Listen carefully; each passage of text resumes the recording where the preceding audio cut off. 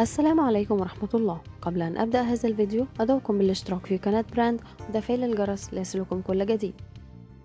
طول عمرنا بنسمع عن إن وجود بصمة في مسرح الجريمة بيسهل على الشرطة حل أي قضية، ولأن كل حاجة وليها بداية. فإمتى أول مرة قدرت البصمة إنها تحل جريمة؟ في يونيو 1892 حصلت جريمة قتل بشعة في قرية نيكوتشيا في بونس آيرس بالأرجنتين.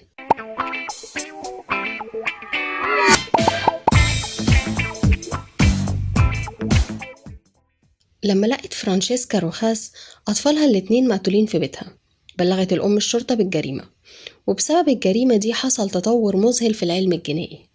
قالت فرانشيسكا إنها كانت برا البيت، ولما رجعت لقت أطفالها الاتنين مقتولين.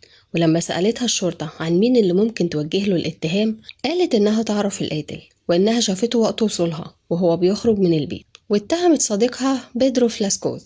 وقالت فرانشيسكا إن بيدرو هددها أكتر من مرة إنه هيقتل ولادها لو موافقتش تتجوزه. وقبضت الشرطة على المتهم وتوجه له الاتهام، لكنه أنكر وقال إنه فعلا يعرف فرانشيسكا بس ملهوش علاقة بجريمة قتل الطفلين. وبدأ المحقق ألفريز باستجوابه، ولكن مع ضعف الأدلة وفشل الاستجواب لجأت الشرطة للحل الوحيد اللي كان منتشر في الوقت ده، وهو التعذيب لحد ما يعترف المشتبه بيه بالجريمة. واستخدمت الشرطة كل الطرق مع بيدرو، لكنه فضل مصر على الإنكار مع كل وسائل التعذيب. فاستغرب المحقق ألفريز المسؤول عن القضية من إنكار بيدرو، لأن مفيش حد مذنب كان بينكر بعد كل ده. فقرر المحقق ألفريز إنه يزور مسرح الجريمة من جديد، بس المرة دي لوحده، يمكن يلاقي دليل قوي يقدر يعتمد عليه في حل لغز الجريمة. دور وفتش في كل مكان في البيت لكن ملقاش أي حاجة. فقرر إنه يرجع مكتبه، لكن قبل خروجه من البيت لقى حاجة غريبة على باب البيت. لقى بقعة دم فيها بصمة أصابع.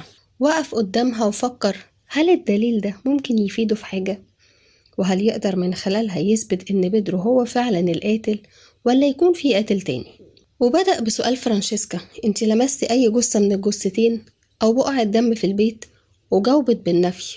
وبكده اتأكد ألفريز إن البصمة دي تخص القاتل، سواء بقى كان بيدرو أو يكون قاتل تاني. وخلع الجزء اللي عليه بصمة الدم من الباب علشان يقارنها ببصمات بيدرو. بس السؤال، هيعمل ايه بالبصمة؟ وما كانش فيه أي تقنية بتظهر البصمات في نهاية القرن ال19. فهنا قرر يستعين بصديقه خوان فوستيتش، وهو ضابط شرطة وعالم أنثروبولوجيا، ودرس بصمات الأصابع وكتب فرانسيس جالتون صاحب الأبحاث في علم الوراثة وعلم الإنسان. وقرر فوستيتش إنه يحلل البصمات، وأخد نسخة من بصمات بيدرو ال10. بس إزاي هيقارن البصمات مع البصمة اللي على الباب وما كانش فيه أي وسائل مساعدة؟ وهل ده معناه إنهم يقعدوا يبصوا على كل خط وكل منحنى وكل نقطة في كل بصمة؟ بس ده صعب جدا. لكن فوزيتيتش غير الطريقة دي وابتكر طريقة تانية لتسهيل ترتيب بصمات الأصابع، والطريقة دي بتستخدم لحد النهاردة، وهي طريقة أنماط الأصابع. وهي إن البصمات بتتكون من 3 أنماط: حلقات ومنحنيات ودوامات. وبدأ فوزيتيتش يستخدم أنماط البصمات في محاولة التعرف على بصمة القاتل. فبدل ما يضيعوا وقتهم شافوا نمط بصمات أصابع بيدرو ولكنها كانت من نفس النمط، فكملوا مقارنة بين البصمات.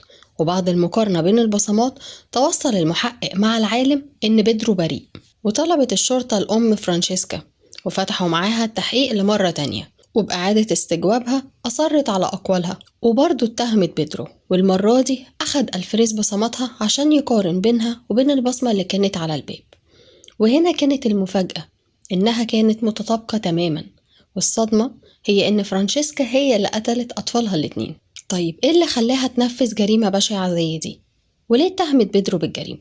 بيدرو ما كانش صديق فرانشيسكا الوحيد، كان ليها صديق تاني بتحبه وبتنفذ أي حاجة يطلبها علشان يفضل معاها. ولما طلبت منه إنه يتجوزها قال لها إن مشكلته الوحيدة معاها هي وجود أطفالها، وإن لو ما كانش عندها أطفال كان اتجوزها. فقررت إنها تتخلص من الطفلين علشان تتجوزه. بس السؤال هنا، اللي تتخلى عن ولادها سواء إنها تسيبهم أو تقتلهم والاختيارين أبشع من بعض، تقدر تحب؟ وهل الطرف التاني هيحس إنه يقدر يكمل معاها أو بالأمان معاها، أو هيفكر إن دي تضحية علشانه؟ مستحيل. الشرطة اتحفظت على فرانشيسكا روخاس وقدمتها للمحاكمة بتهمة قتل أطفالها الاتنين، وحكم عليها بالسجن مدى الحياة. ودي كانت أول جريمة في التاريخ تتحل عن طريق البصمات، وفازيتش كان أول شخص في التاريخ يقارن بين بصمتين ويحدد قاتل عن طريق البصمة. فالقضية اتحلت بسبب بصمة غير مقصودة من فرانشيسكا وذكاء ألفريز وعلم خوان فوسيتيتش، وحصل التحول الثوري والتاريخي في علم مكافحة الجريمة. شكرا على المشاهدة.